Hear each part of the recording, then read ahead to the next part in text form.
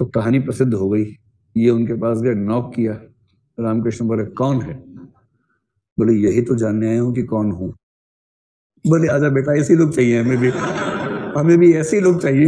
आ जाओ आ जाओ। फिर ये अंदर गए और उसके बाद शिष्य हुए, उनके साथ रह के सीखा, खूब दर्शन सीखा। और बाद में रामकृष्ण जी के नाम पर रामकृष्ण मिशन, एक रामकृष्ण मठ और एक रामकृष्ण मिशन की स्थापना की, जो आज तक भी ठीक तरीके से काम करता है, बहुत बढ़िया से काम करता है। इनकी असली प्रसिद्धि हो गई 1893 में। ये मैं इसलिए बता रहा हूं कि एमपी में सवाल आता है इस तरह का। 1893 में अमेरिका के शिकागो शहर में, अगली बार कहीं पूछ ले कौन से देश में हुआ था, ठीक?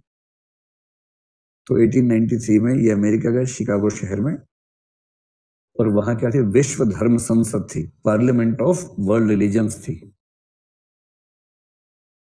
विश्व धर्म संसद। बड़ी मुश्किल से वहां पहुंचे। वहां जाके बोले भाई हमको बोलने का मौका दो। बोले तो टाइम निकल गया, सबका टाइम ही नहीं बचा है, खत्म ही हो रहा है।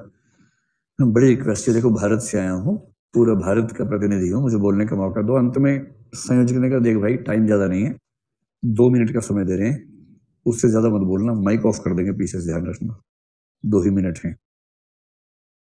तो बोले ठीक है, मैं 2 ही मिनट में प्रयास करूंगा कि हिंदू धर्म का सार समझा दूं। हिंदू धर्म का सार दो जिंदगी में समझ में नहीं आता, 2 मिनट में कोई क्या समझाएगा? पर संयोग क्या बना, देखिए कमाल कर दिया। इन्होंने जाके एक ही वाक्य बोला, कहते हैं कि वे तालियां इतनी बजी कि कई मिनट तक बजती रही, लोग खड़े हो गए कि ऐसा कभी सुना ही नहीं था। इतना ही बोल रहा था, sisters and brothers of America. वो लोग पगला गए कि अरे सिस्टर्स एंड ब्रदर्स कैसे बोला? बाकी लोग बोलते थे gentleman, gentle ladies, my dear friends. ये बोल रहा sister and brothers of America, क्या बात है! इसको भाईचारा कहते हैं। भाईचारा से बिहार का चारा मत सोचिएगा, अलग है। भ्रातृत्व, फ्रेटर्निटी, ब्रदरहुड, कि दुनिया के सब लोग भाई बहन हैं, मतलब एक आध छोड़ के बाकी सब भाई बहन हैं। ये वाला जो भाव कहने के लिए होता है, ये भाव किसी धर्म के व्यक्ति ने ठीक से एक्सप्रेस कर दिया कि अमेरिका के सब लोग मेरे बहन और भाई के रूप में। और लोग सुना, चौंक गए, आपस में देखा एक दूसरे को, फिर बोले क्या बात है, ताली बजानी शुरू की। शुरू तो एक ही आदमी करता ताली बजाना, फिर सबको लगता है हाँ सही बात है, बजाओ। इतनी तालियां बजी, इतनी बजी, 2 मिनट तो उसी में खत्म हो गए। फिर संयोजक जी आए, बोले सुपर हिट जा रहा है, आप और बोलिए थोड़ा सा, आप और बोलिए। उसके बाद उन्होंने भाषण दिया और अमेरिका में प्रसिद्ध हो गए, बहुत प्रसिद्ध हो गए। अमेरिका की समृद्धि देख के दुखी होते थे, मतलब इसलिए कि उनका क्यों हो गया, भारत के पास क्यों नहीं, ये भाव। फिर तो प्रसिद्ध कथाएं बन जाती हैं। उसके बाद एक कथा बन गई कि ये तो अपना योगी जी वाली ड्रेस में थे वहां पर, जो आदित्यनाथ जी पहनते हैं, वैसी वाली भगवा वस्त्र, क्या बोलते हैं उसको, चोगा नहीं, गेरुआ तो रंग हुआ ना, उस कपड़े का नाम क्या होगा, चोगा। हाँ, तो गेरुआ चोगा पहन के अमेरिका में घूम रहे थे। अच्छा, किसी देश में वहां से अलग टाइप का कुछ पहन के घूमेंगे तो लोग देखेंगे तो सही, आपको जरूर विशेष रूप से देखेंगे और दिखाएंगे भी कि देखो देखो वो देखो, ऐसे करके दिखाते हैं। तो उसके बाद 3-4 गुंडे मवाली इकट्ठे हुए अमेरिका वाले, इनको चिढ़ाने लगे, छेड़ने लगे, कैसे कपड़े पहने हुए हैं ये वो, इस तरह से। फिर इन्होंने एक वाक्य ऐसा बोला, लोग कहते कि क्या बोला था, उनकी भी आंखें खुल गई तुरंत। विवेकानंद बोले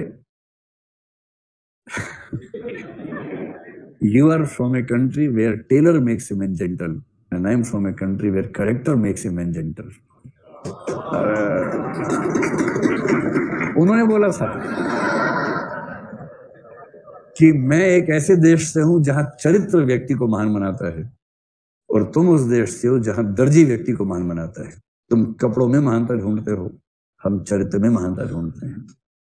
आज तक तालियां पिट रही हैं, जैसे भी यहाँ पिट गई ना। अब एग्जैक्टली पता नहीं कि ये हुआ था कि नहीं हुआ था, या थोड़ा दाएं में हुआ था, जैसे भी था, लेकिन ये बात अच्छा आपके सामने की बात है। तो प्रसिद्ध बात है कि ऐसा हुआ।